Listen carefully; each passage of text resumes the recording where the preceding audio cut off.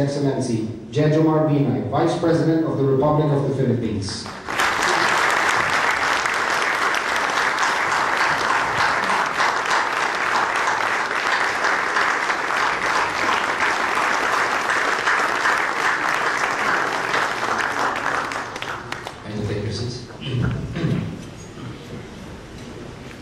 Thank you, Mr. Gautam Adlani, Vice President, Federation of Indian Chambers of Commerce, for kind words and introduction. Mr. Bishu Mipuri, President of FICCI. Bishu has been telling me time again, even tonight, was telling me I was Vice President for a time, now I'm the President.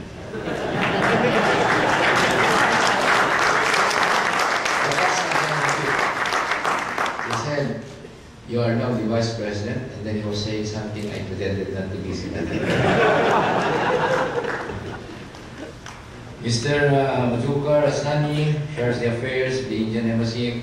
I understand you're going to have a new ambassador to the Philippines. Commissioner Ricardo David Jr., former Chief of Staff of the Armed Forces of the Philippines, now Chairman of, now Commissioner of the Bureau of Immigration. Mr. Ramesh Dargani, immediate past President and Chairman. Mr. Hiren Berchandani, Secretary. Mr. Dave Dariani, Treasurer. I was a former mayor of Makati, and you also had your former mayor in the Indian community, my friend, Mr. Laki Chugani.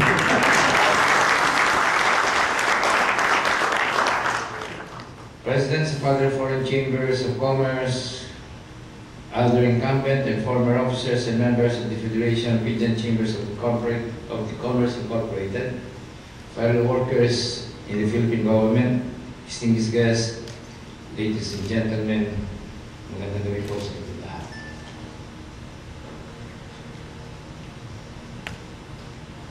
Your hospitality is overwhelming, and it is my great honor to speak before your esteemed Federation tonight. The Filipino-Indian community is an active mover for economy in industries as diverse as garment exports and business process outsourcing. Your chambers and your federation have done much to further our mutual cause, and your contributions are eclipsed only by your desire to serve the cause of nation-building quality. In a world where publicity is more coveted than gold, I applaud your heroic simplicity.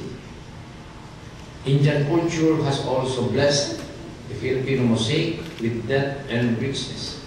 In particular, the Filipino language adopted many Sanskrit words, several of them having profound significance.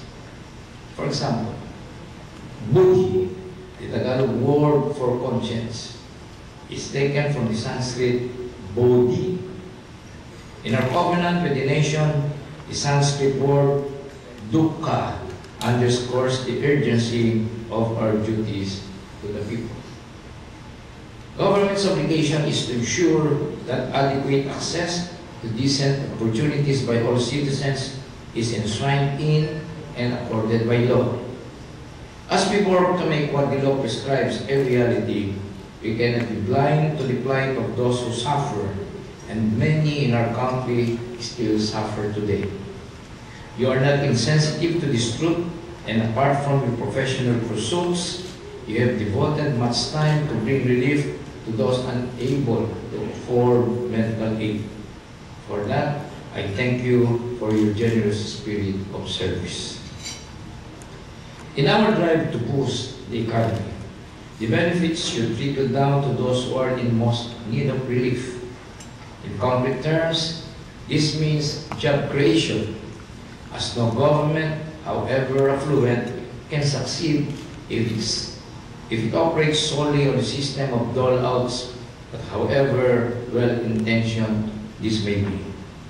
While government spending is indeed necessary to spur economic activity all the way down to grassroots levels, we must take pains to avoid creating other burdens, such as increasing deficits or the unnecessary raising of taxes. These considerations create a tightrope which can only be crossed with great skill, planning, and debate. The President and CEO of the United States Chamber of Commerce, Mr. Thomas J. Donohue, prefers sage advice to those who wish to navigate this divide. He suggests that expanding trade, attracting investment, and a strong tourism industry can create needed jobs without the stresses of new taxes or bigger deficits. These suggestions are not new, but they encapsulate the wisdom which other nations are deriving new strength from. And therefore, it's no coincidence then that His Excellency President Benigno Simeon Aquino III assigned great weight to our local and global tourism efforts and chose qualified professionals to champion this particular cause. The creativity that Tourism Secretary Mon Jimenez brings to bear is without peer, and the Department of Tourism's battle cry of "It's more fun in the Philippines" is merely the opening card in our hand of trumps. The DOT continues to refine its plans and framework, leveraging on our strengths and enabling us to enhance our capabilities to match swelling tourist traffic. Private sector players are fully engaged with the DOT and Congress to help formulate a national tourism development plan. And amidst all this, we have been blessed with good press in social and mass media. Recent visitors, including the cast of The Born Legacy and hosts from National Geographic shows, have helped spread word of the beauty of our country and our people.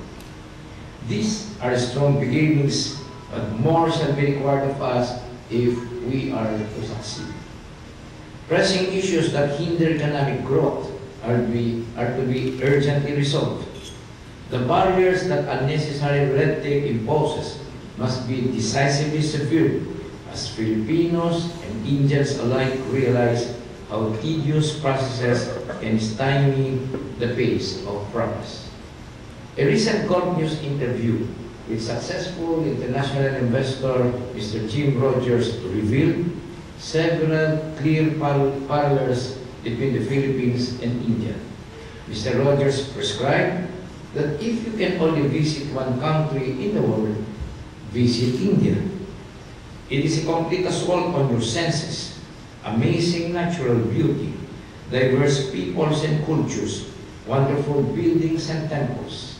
It is a complete sensory experience for sight, smells, and taste. But never, ever do business there. The Indians have taken British administration red tape and moved it 3 levels higher.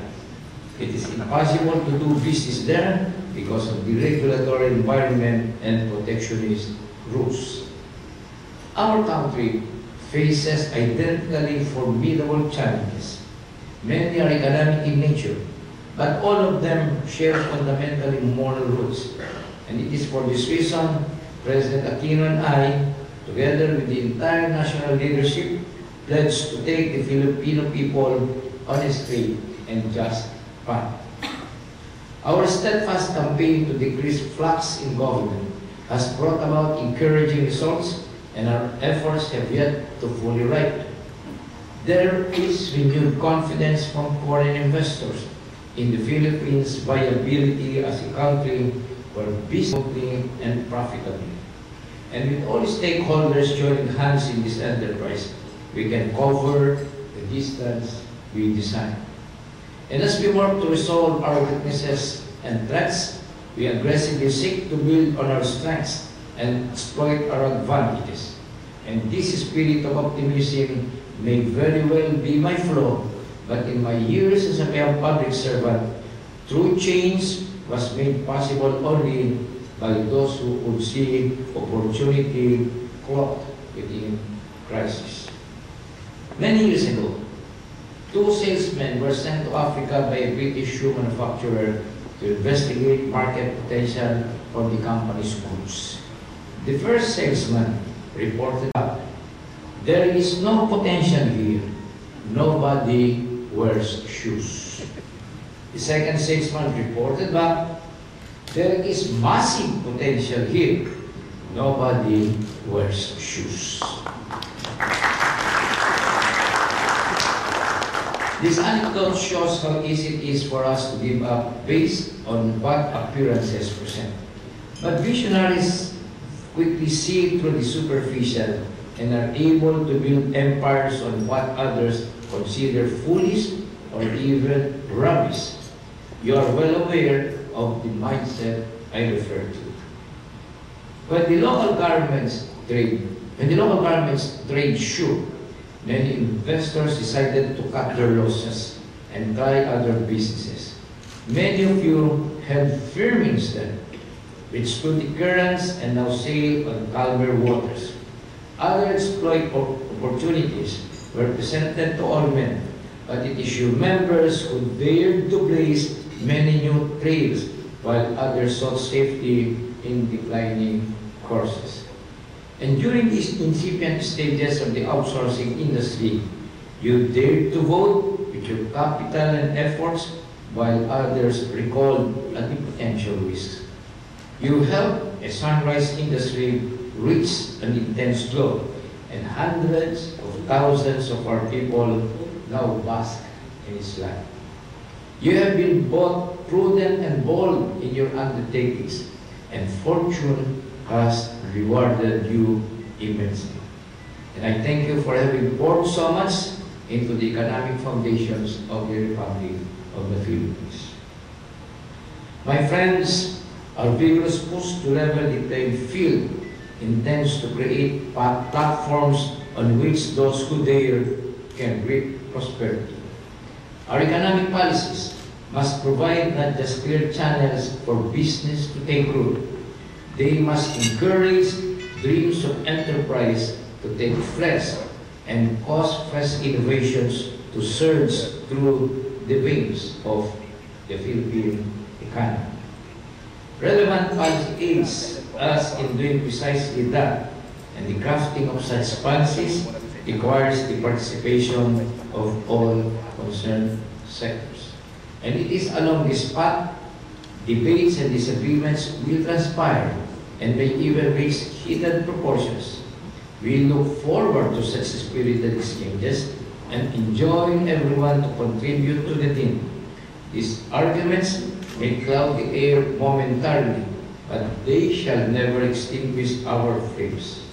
On the contrary, they shall ensure that whatever is forged shall remain strong and resilient. And as your new officers take oath, I have no doubt that your Federation's purpose firmly joins ours. And it is my earnest prayer that our long-standing partnership for progress shall continue to grow in depth and strength. Working in unity, there will be little that we cannot overcome. And in time, we will realize the future contained in the sublime words of that Bengali poet who said, "And when all birds die out on the tan, new melodies break forth from the heart. And when the old tracks are lost, new country is revealed with its wonders."